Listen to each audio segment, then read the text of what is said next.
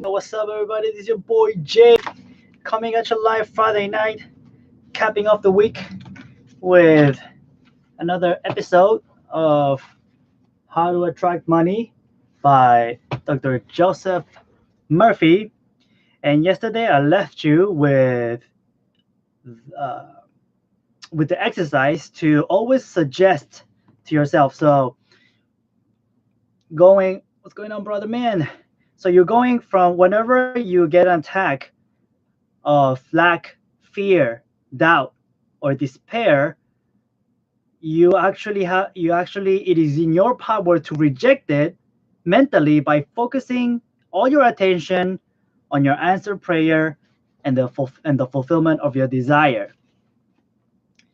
And as you practice that more often, the truth that whatever the mind dwells upon, it, it multiplies, magnifies, and causes it to grow until finally the mind becomes qualified with the new state of consciousness. You are then conditioned positively, whereas before you were conditioned negatively. And this truth will become more and more. What's going on, Jody? What's going on, Dilanari? And this truth is going to become more and more apparent to you. Not just apparent, but that truth will be more and more ingrained in you in a subjective manner, because this truth, right, is the union in your prayer. Because good morning, good evening. Because when you merge your idea with your belief, and I'm going to go over that in just a little bit, that's when your prayer is answered, whatever prayer means to you. But here, so when you're praying or when you're meditating, hey, what's going on, Amy? Long time no see. So whenever you want to label to prayer, meditation, or visualization, whatever you're doing, you must cleanse your mind of false beliefs, fear, doubt, and anxiety by becoming completely detached from the evidence of the senses. Because everybody thinks about, like, what's first, the chicken or the egg. Well, it doesn't matter which one is first. What matters is what you are thinking inside of you, right? And it's not that you must have the ability to fight off fight off all the evidence of the senses. So, for example, if you want to be rich, but right now you're momentarily broke, you must hold in your mind the picture of your fulfilled desires for riches, right? That's why it says you must cleanse your mind of all the false beliefs, fears, doubts, and anxieties by becoming completely detached from the evidence of the senses and the external world. And in the peacefulness and quietude of your mind, wherein you have stilled the wheels of your mind, meditate on the joy of the answered prayer until that inner certitude comes, whereby, and get this, because you probably heard this from in another movie, until you know that you know, right? And just think about it. It's like a marriage. You want to be one with your partner. In your mental, in the idea, with the ideas of your mind, you want to be one with whatever it is that you're desiring. You want to be one with health, harmony, success, achievement. Whatever it is that you want at that moment, that's what you want to be loyal to, truthful to, and completely in union with, right? And you want to be completely loyal to that idea and that idea only. That's why you cannot cheat, you cannot be unfaithful to the idea of your desires by denying what you want, by thinking about the opposite. And what happens, because of our conditioning, even though we want to have absolute, like, health, we want to have like an amazing relationship, well, we want it in one way, but right at that moment that we're thinking that we want that, we deny it by saying, oh, but so far all my relationships have been bad, or so far my health has been so-so, and so on and so forth.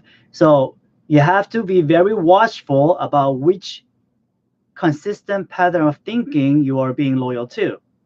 Because, check this out, whatever is impregnated in your subconscious mind is always objectified on the screen of space. Whatever is impregnated in your subconscious mind is always objectified on the screen of space, right? Screen of space being your senses, your external world. Consequently, when we enter a state of conviction that our prayer is answered, we have given the command. We have given the command, and as you know, your wish is your command. You are always governing your mental feast. During the day, thousands of thoughts, suggestions, opinions, sights, and sounds reach your eyes and ears. You can reject them as you see them unfit for mental consumption or entertain them as you choose. Your conscious reasoning, intellectual mind, is the governor of the fifth. When you consciously choose to entertain, meditate, feast upon, and imagine your heart's desire as true, it becomes a living embodiment and a part of your mentality so that your deeper self gives birth or expression to it. In other words, what is impressed subjectively is expressed objectively, right? Your mind must be united with the desire. And here it talks about love, and it's basically a repetition of what I just explained. Well, actually, I'm just repeating what I just explained based on the book. But love, all love is a state of oneness. It is a state of fulfillment with that which you want. So once again, your attachment must be complete, and be careful with the word attachment, but what you have to be completely consumed in one side, in a one-sided thought of your desires fulfilled, of your um, of your wants as being true and here in the now, right? And that is how you bring about the manifestation of that what you want. And he gives an example of actually it's an example that's continued from like 2 episodes ago, but it's the beauty salon operator who was disgraced because she was failing in her business because of her conditions, but she held on to the truth of knowing in a very relaxed state that she would manifest what she really affirmed to herself over and over. And um, and she and in a span of a month, all her debts were clear. She had met an amazing partner who she was getting married to, and her life had completely turned around based on what thoughts she entertained as true is her mind. And Lynn over here says, you attract what you desire on the inside of your heart, and things will materialize to help you reach it. Exactly.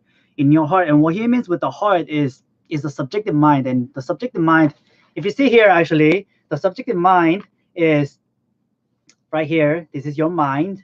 And if you split it in half, you have the conscious mind and the subconscious mind. And heart, when we talk about heart in these cases, we're all talking about the subconscious part of the mind, which is the one responsible for all of creation, not just your own life, but all of creation was based on an idea that was present in the subconscious mind of a creator, right? And today I'm going to leave you with this here. Okay, there you go. The images of your desires, actually, you know what? It's gonna get longer. So I'm gonna dun dun dun. I'm gonna leave the weekend off with a little suspense for you all. Let me leave you right there with the idea that in a very relaxed state, you affirmed over and over to yourself your desires as fulfilled right now, and you keep that imagery alive all throughout your day, and you stay completely married and in love with that idea. That's going to be your manifestation. So with that, guys, enjoy your weekend, have fun, and I will see you guys back on Monday. Until then, this was your boy Jay, and peace out.